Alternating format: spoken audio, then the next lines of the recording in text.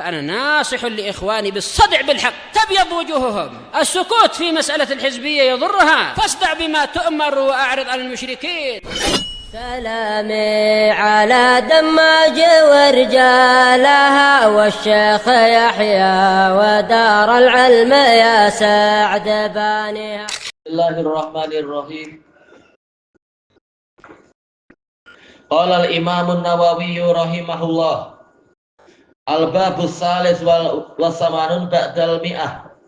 Bab yang ke-183 dari syarah dari Riyadhus Shalihin. Babun fil hasi ala suwarin wa ayatin maksusah. Anjuran untuk membaca surat-surat dan ayat-ayat tertentu. Al-Hadisus Sani wasitun Ba'dal Alf 1062. An Abi Sa'id Rafi' ibn al-Mu'alla radhiyallahu anhu qala li Rasulullah sallallahu alaihi wasallam ala u'allimuka a'zama suratin fil Qur'an, maukah engkau untuk aku ajarkan kepadamu surat yang paling agung di dalam Al-Qur'an qabla an takhruja minal masjid, sebelum engkau keluar dari masjid. Fa'akhadha biyadi, beliau memegang tangan saya. Falamma aradna an nakhruj, tatkala kami ingin keluar, qultu, saya mengatakan, ya Rasulullah, innaka qulta lau allimannaka a'zama suratin minal Qur'an. Wahai Rasulullah, sesungguhnya Anda telah mengatakan aku benar-benar akan mengajarkan kepadamu surat yang paling agung dari Al-Qur'an. Qal alhamdulillahi rabbil alamin, yaitu surat alhamdulillahi rabbil alamin. Ini sebagai penamaan. Maksudnya ya 7 ayat itu semua. Hiya sab'ul masani, dialah 7 ayat yang terulang-ulang.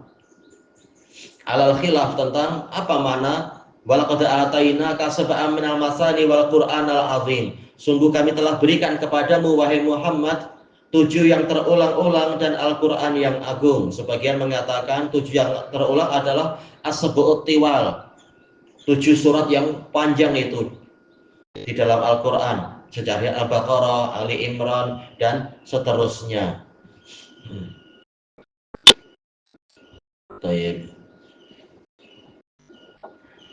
An-Nisa, Al-Ma'idah, kemudian Al-A'raf, Al-An'am, nah itu dan seterusnya yang 7.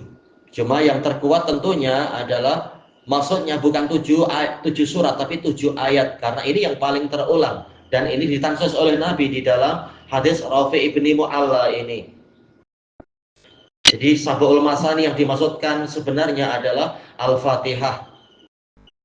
Yang lain-lain masuk dalam keumuman wal Qur'an al-azim, Al-Quran yang agung. Cuma di dalam tafsir ini, yaitu Rasulullah menafsirkan 7 yang terulang dan Quran yang agung, alladzi utitu, yang diberikan kepadaku, ternyata maksudnya adalah Al-Fatihah. Al-Fatihah dipanggil Sab'ul Masani karena dia adalah 7 ayat yang terulang-ulang. Dan dikatakan Al-Quranul Azim karena memang induknya adalah dia. Ummul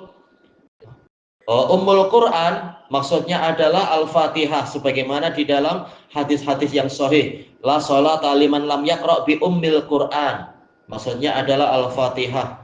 Karena memang semuanya isi Al-Quran semuanya ada di dalam Al-Fatihah. Sebagaimana dijelaskan oleh sebagian salaf, ada sanadnya kepada Al-Hasan Al-Basri tapi sanadnya dhaif, tapi datang dari beberapa salaf. Semua kitab suci induknya ada pada Al-Quran. Al-Quran induknya ada pada Fatihatul Kitab. Al-Fatihah induknya ada pada Iyyaka na'budu wa iyyaka nasta'in. Hanya kepadamu kami menyembah dan hanya kepadamu kami memohon pertolongan. Baik. Dikatakan di sini rawahul Bukhari.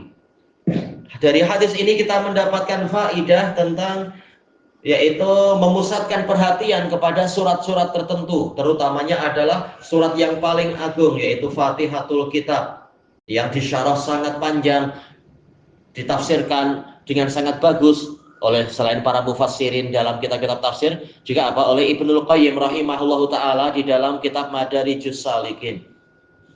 Yang mana kata beliau, surat ini mengandungi bantahan kepada seluruh firqah bagi orang-orang yang memahami kedalamannya.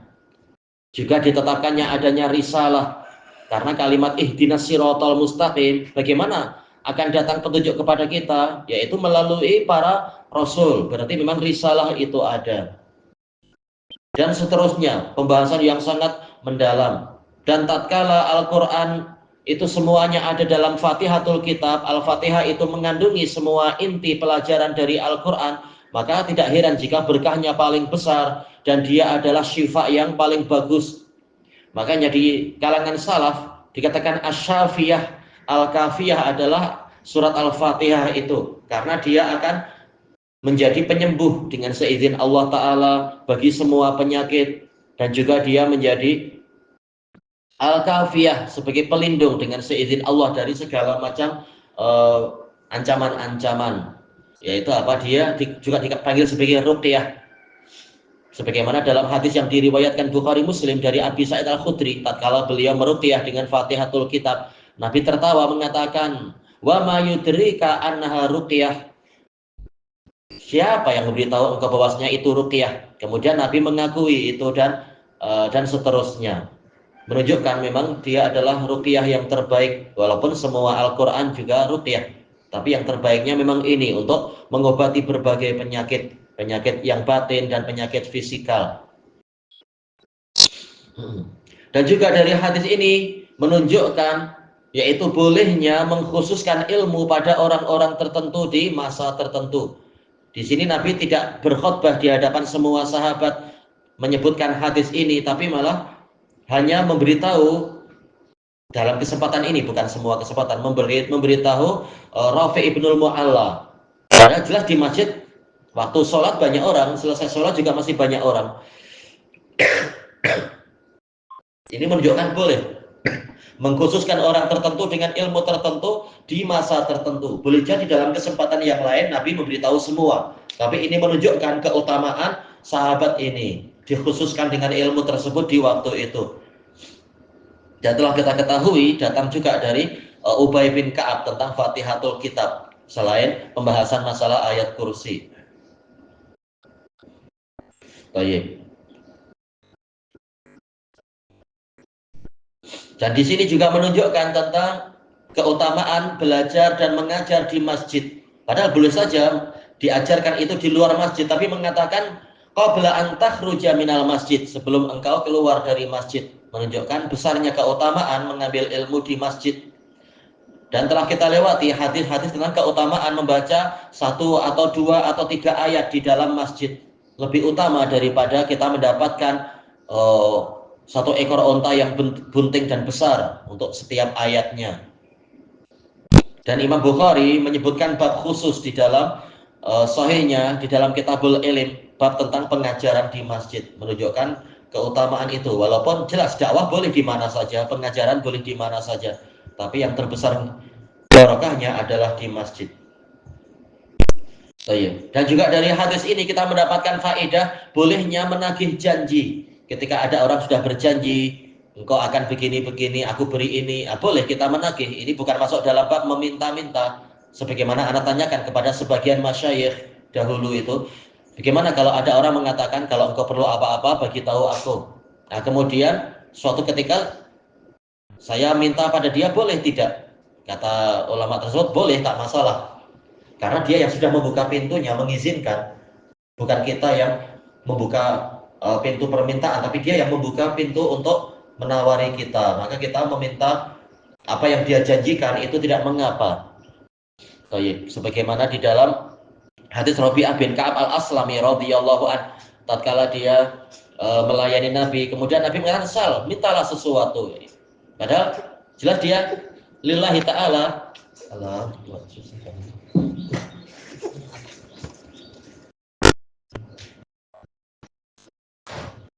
Semalam keluar sesuatu. Ya. Keluar ada.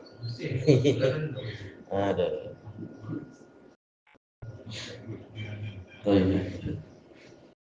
Nah, kemudian pada suatu ketika dia mengatakan, ya Rasulullah mas'alati, wahai Rasulullah, saya ada permintaan. Karena Rasulullah sudah membuka pintu, tak masalah. Ini boleh yang seperti itu. Yang penting orangnya yang sudah membuka pintu pada kita untuk meminta sesuatu. Apalagi kalau yang diminta adalah urusan akhirat, yaitu ilmu dan semacamnya. Dan hadis ini menunjukkan bolehnya tasarruf fil ikhbar, yaitu merubah pola, tapi intinya sama di dalam pemberitaan. Rasulullah mengatakan ala u'allimuk, tapi kemudian si sahabat ini mengatakan innaka qulta, sesungguhnya engkau mengatakan la u'allimanna. Ini polanya berubah menjadi pola sumpah dan jawabnya. Ini tidak mengapa, yang penting isinya sama. Dan para sahabat mereka adalah arbabul lisan, kata Al-Khatib Al-Baghdadi di dalam Al-Faqih wal Mutafaqih. Mereka adalah pakar bahasa Arab, maka tak masalah. Apa yang mereka rubah itu tidak sampai menyebabkan makna jadi berubah. Allah sudah mentazkiyah mereka, Allah dan Rasulnya, dan menjadikan mereka sebagai para pembawa syariat ini, penyampai syariat ini. Maka walaupun mereka merubah pola susunan kalimat, tapi mereka terpercaya bahwasanya isinya sama, tidak masalah itu.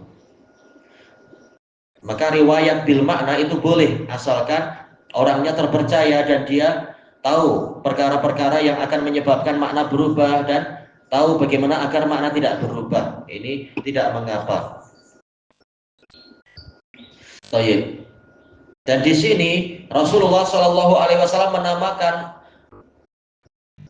Al-Fatihah sebagai Alhamdulillahirabbil alamin. Orang manggil apa? Surat Alhamdu. Tidak masalah menamai surat dengan ujungnya, dengan ujung awalnya. Itu biasa yang seperti itu. Ada surat Abasa, ada surat Bara'ah dan seterusnya. Kenapa bukan surat Bismillahirrahmanirrahim? Ya memang karena Al-Fatihah itu dimulai dengan Alhamdulillah. Sementara Bismillah ini adalah sebagai pemisah masing-masing surat, atau sebagai apa, kepala bagi masing-masing surat. Sebagaimana Bismillah bukan sebagai ayat pertama dari Al-Baqarah ataupun Ali Imran ataupun surat-surat yang lain, demikian pula Bismillah bukan ayat pertama dari Al-Fatihah. Al-Fatihah dimulai dari Alhamdulillahirabbil alamin. Itulah yang betul dan itulah yang dirojihkan oleh Syekhul Islam. Karena dalil-dalil yang ada semuanya yang sahih menunjukkan mulainya memang dari Alhamdulillahirabbil alamin. Sebagaimana hadis Abi Hurairah yang diriwayatkan oleh Imam Muslim, Allah yang mengatakan itu, idza qala abdi alhamdulillahirabbil alamin, qala Allah hamidani abdi.